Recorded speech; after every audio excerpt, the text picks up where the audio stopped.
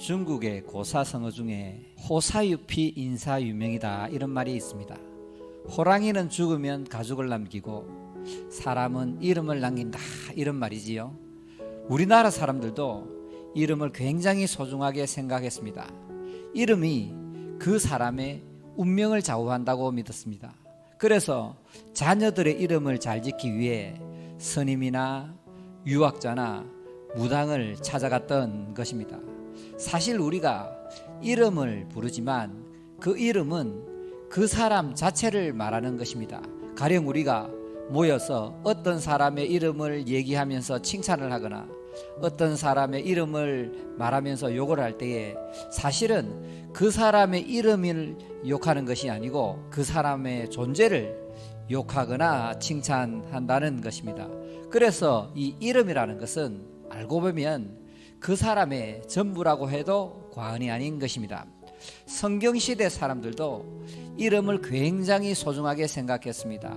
이스라엘 사람들은 하나님의 이름을 곧 하나님 자신과 동일하게 생각했던 것입니다. 또한 이스라엘 사람들은 하나님의 이름에 대한 굉장한 경외심을 가지고 살았던 것입니다. 오늘 본문에도 하나님의 이름에 대한 말씀이 나오고 있습니다.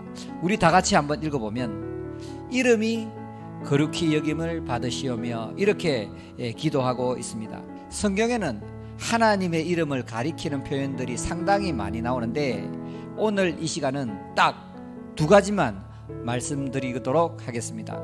성경에 나오는 많은 이름들 중에 대표적인 두 가지 이름이 여호와 그리고 하나님입니다.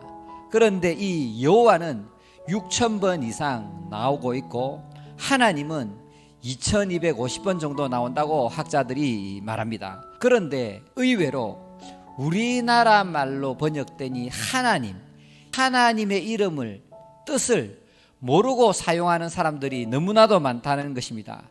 하나밖에 없어서 하나님인가? 유일하신 신이라서 하나님인가? 이렇게 생각하고 사용하는 사람들이 많다는 것입니다. 왜 우리는 하나님이라는 번역을 사용하는지 정확하게 말씀드릴 테니까 평생 잊지 않고 잘 기억하고 하나님의 이름을 부르시기 바랍니다. 약간의 오해의 소지가 있기 때문에 저는 총신대 박용규 교수님과 박형대 교수님의 견해를 빌려서 설명하도록 하겠습니다. 이 하나님은 히브리어 구약 성경에는 엘로힘이라고 나옵니다. 엘로힘이란 무슨 뜻이냐면 고대 근동 지방에는 엘이라는 신이 가장 힘이 세고 높은 신이었습니다. 그 엘의 복수가 바로 엘로힘이라는 건데 이 이름을 헬라어 신약 성경에는 데오스라고 번역했습니다. 어떤 목사님은 이 데오스를 이렇게 설명하더라고요. 모든 것을 감싸고 있고 모든 것을 관통하는 그분, 이렇게 설명하고 영어로는 God, God이라고 번역했고 중국에서는 이 하나님을 상제, 옥황상제라고 번역했습니다. 중국 발음으로는 쌍띠 이렇게 번역하고 있는 거지요.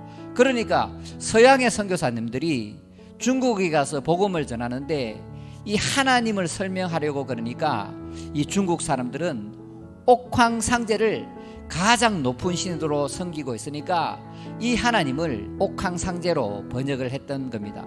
중국에서 우리나라로 복음이 들어왔는데 이 서양 선교사님들이 은둔의 나라 조선 사람들에게 이 엘로힘, 이 갓, 하나님을 설명하기 위해서 고민하게 되었습니다.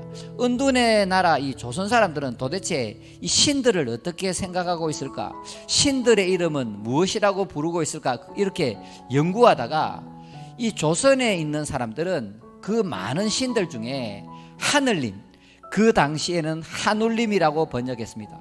그래서 이 조선의 사람들은 하늘님을 가장 높은 신, 강한 신, 지고한 신으로 섬기고 있구나라는 것을 발견하게 되었지요. 그래서 서양 선교사님들이 한국말로 번역할 때 하늘님이라고 번역했는데 그것을 천주교 성경에는 하느님이라고 번역했고 우리 개역 성경, 우리나라 개신교 성경에는 하나님이라고 번역한 겁니다.